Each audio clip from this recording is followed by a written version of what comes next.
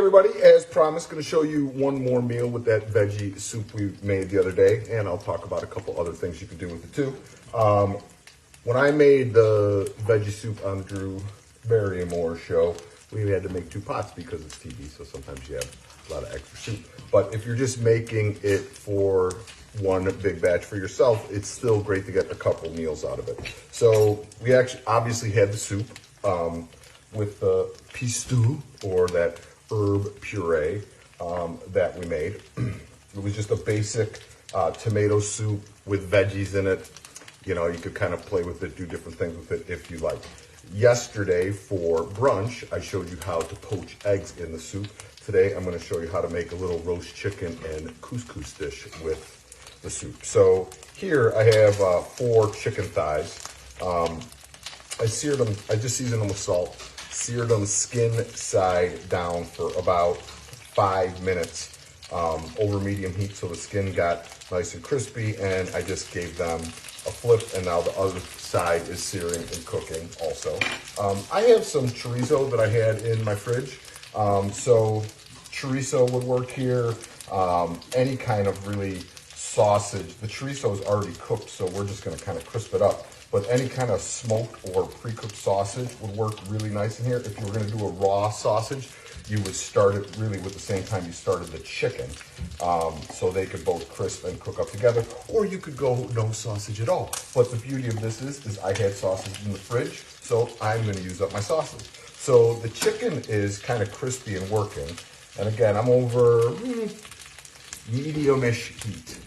Depends on your stove. My medium may be your high, my medium may be your low, but you just want to go over just kind of a medium style heat so the oil's not popping like crazy and you're getting a nice crisp on the pan. I'm going to add my sausage to this, and remember, as I said, the chorizo is an already cooked sausage in this case, so we just want to get a little bit of caramelization on there, and it's also going to render out some of its fat, which is going to give us a good amount of flavor with the dish.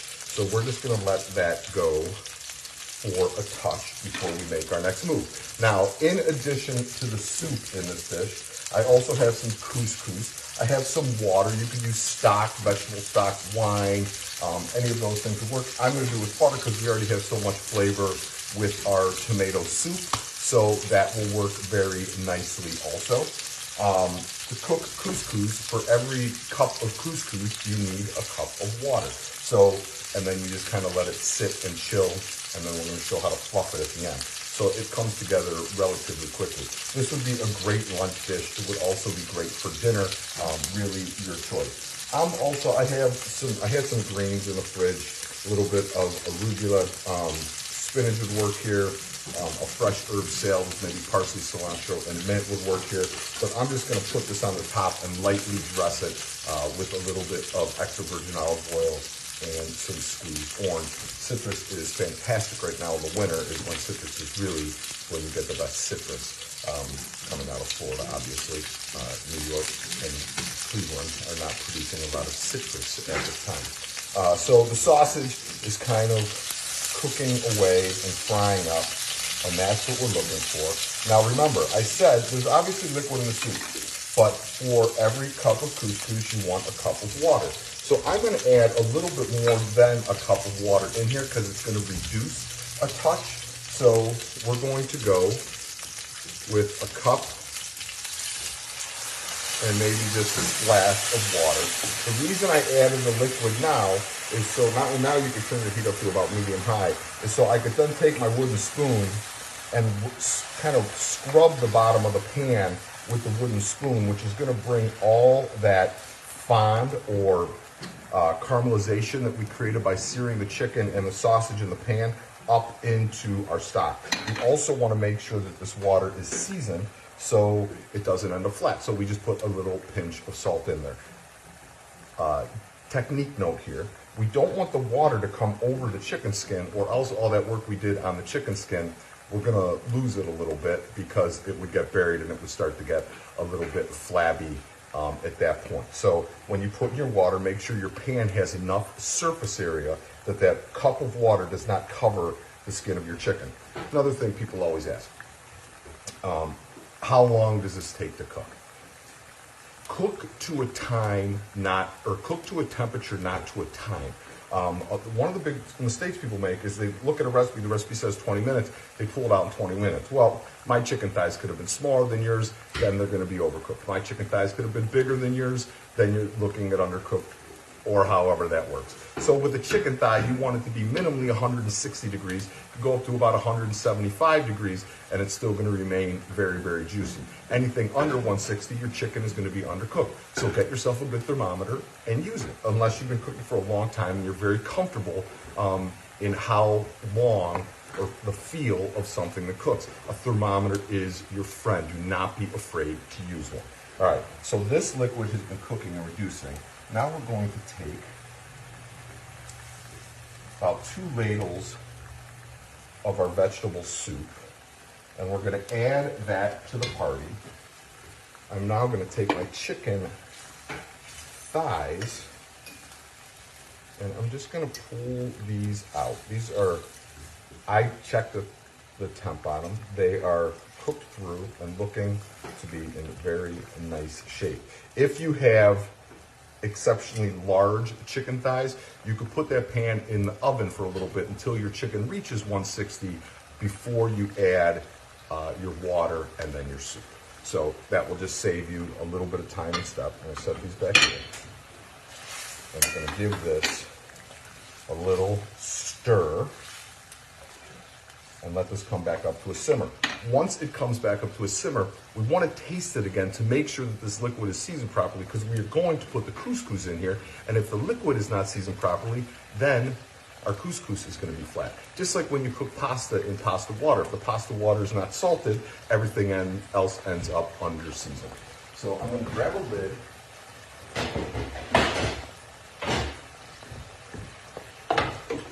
We're going to give our liquid a taste. It's a little bit of salt and a little bit of cracked black pepper. A lot of times people ask about pepper mills. This is just a Turkish coffee grinder, which I actually love for a pepper mill. Very durable, lasts forever, and not crazy expensive. The one that you've seen me use sometimes in the past, that was a gift Liz and I got about 20 years, or gosh, more than that, 25 years ago. So I don't know if it's still in production. A lot of people, that's where you get it, 25 years old.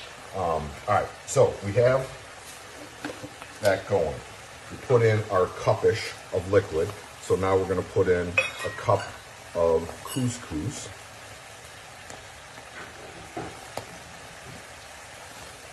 I'm gonna put that into our liquid.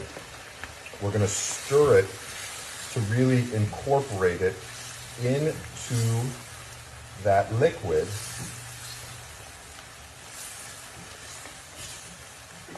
Now we're going to shut the stovetop off completely.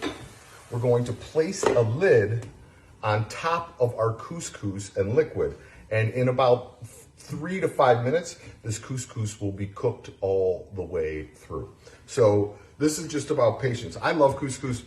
Readily available. You can get it just about anywhere. If you didn't want to use couscous here, you could certainly serve this over pasta. You could serve it over rice. Obviously, the cooking technique would change, but the convenience of couscous is fantastic. If you want to get, a little bit of starch, add a little bit of bulk to something, you just a cup of liquid to a cup of couscous, bring the liquid to a simmer, put in the couscous, stir the couscous in very good, cover it, 3 to 5 minutes, your couscous will be tender and ready to go. A lot of that liquid will get absorbed into it and you're in a good place. So the convenience of couscous really works well for me.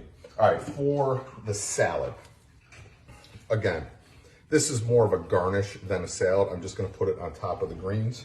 So when I am making a dressing of any sort, the basic ratio that I like to use for a dressing is 1 part acidity to 2 parts fat. Now, orange is the acidity. I'm gonna eye this up. So for every basically ounce of orange that you put in, you would put in 2 ounces of olive oil and you have a vinaigrette. That's just a basic vinaigrette. At that point, you could add different things to it that you might want to flavor your vinaigrette. Maybe you want a little bit of honey in your vinaigrette. Maybe you want a little bit of mustard in your vinaigrette.